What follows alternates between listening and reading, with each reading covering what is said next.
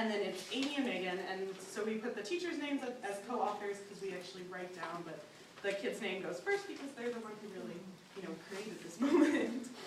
So it says, during open classroom, Cardin decided he wanted to deliver the mail that was in our class mailbox. Wearing our mail carrier's vest, Cardin emptied the whole mailbox and began looking for names. I wonder who this is for, asked Cardin. Cardin laid the letters out flat on the floor upstairs and really examined the addresses. Matching names to the mailboxes on our wall, Cardin looked for the right place to deliver the letters. He found one letter had a name starting with an A. A, that's for Amy, he deduced. Then he looked at the names on the wall and to find the clip for Amy's name. Found Amy's mailbox, exclaimed Cardin. Cardin took the time to locate the other two mailboxes. 2 letters were for Amy and 1 was for Mia, Cardin explained. And then Cardin stumbled upon a letter that was difficult to read. He couldn't decipher a name and set out to find the author of the letter. Did you write this letter, Sabine? Asked Cardin. Sabine shook her head. Cardin asked Haven if she wrote the letter. He kept checking with all the kids to discover who wrote the letter. Oh, I wrote that one, said Dalen. It was from my mom. Amy, it was Dalen. Dalen wrote the letter for his mom, Cardin announced excitedly. Cardin took the letter for Dalen's mom out to the parent mailboxes in the dining room. After looking for a while, Cardin found Dalen's name and slid the letter into the slot for Dalen's mom to find later. So the whole idea of the story is we really take that moment, we document it as much as we can, we take notes of what the kids' exact words are that they're saying during it, and as many pictures as we can. And we write the story as a narrative to just describe what was happening for them. And when you have your learning story, when it's all done, we'll actually meet with you guys and we'll do what I'm doing now and read it to you so that you can kind of experience it. And then we'll send a copy of it home with you to read to your child. Okay, I'm really confused right now. Uh-huh. Do you set out to do this, or you guys just have like red light cameras everywhere? How do you Yes. Why do you have these pictures? I don't know.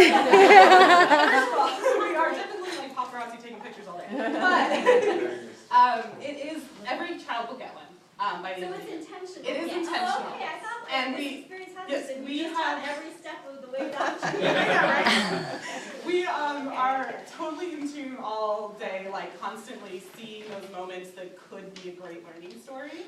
And if we see something developing, we will follow it along to see if we can get that moment out. But And yeah. we only have to catch 1 out of 5 million that Right. have to be. Yes, all the time. I've already had a couple where I was like, oh, if I got that. Do you ever have ones that go like astray, like it starts out as a good learning story and it's like, your kid, like, yeah, no, that's another great point. I mean, what we're doing, it's definitely a positive moment, and so we're really trying to highlight the best of that time. So yeah, if something like that happens, that we might not choose to make that the learning story. We might choose to look for another moment, and there are millions of them a day that it's like so easy to find another one that fits. But yeah, so let me just make sure I'm hitting all the things I wanted to say about that.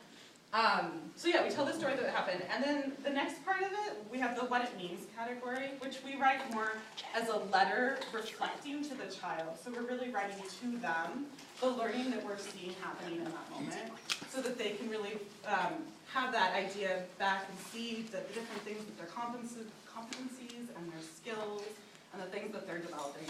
So what it means for this one was, Cardin, you're able to use your curiosity and motivation to complete challenging tasks. When you set out to sort and deliver all of the day's mail, you showed us what a determined problem solver you are.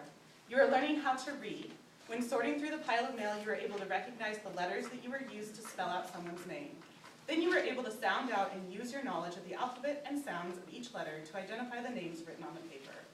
When you found a letter that was tricky to decipher, you found another way to identify who it was addressed to. You engaged your fellow classmates, asking them if they had written the letter, and by asking them a question, you were clearly communicating what you needed. You also knew where the parent cubbies were located and that this would be the place for the parents to receive their messages. This was very thoughtful of you to make sure that Dalen's mom got the mail that was intended for her. So we're really just highlighting like all the learning, the literacy and the communicating and the social and all of those things that happened in that moment in a letter to the kids so that they can really, take that learning and bring it back on themselves. The last section of our learning stories is our opportunities and possibilities. And this is kind of like a teacher's plan for moving forward. So this is where we would highlight what we want to bring up next for that child. So for this one, it says, at CSWS, Cardin will continue to have opportunities to work through difficult problems. He will also be presented with a variety of materials that he can practice his new classification and organizational skills on. We will continue to provide Cardin with projects to expand on his new reading and problem-solving abilities. Sometimes at the end of these, we'll also have another moment that happened after we wrote it that shows that those skills were continuing to expand. I don't have any of these books because it was kind of near the end of the year that we wrote this one, but that's something that we definitely have. And like I said, everybody will get one, and when we have it, we're trying to do them throughout the year so that it doesn't feel inauthentic to have them all at one time, like due date kind of thing. So as they occur, we're creating them.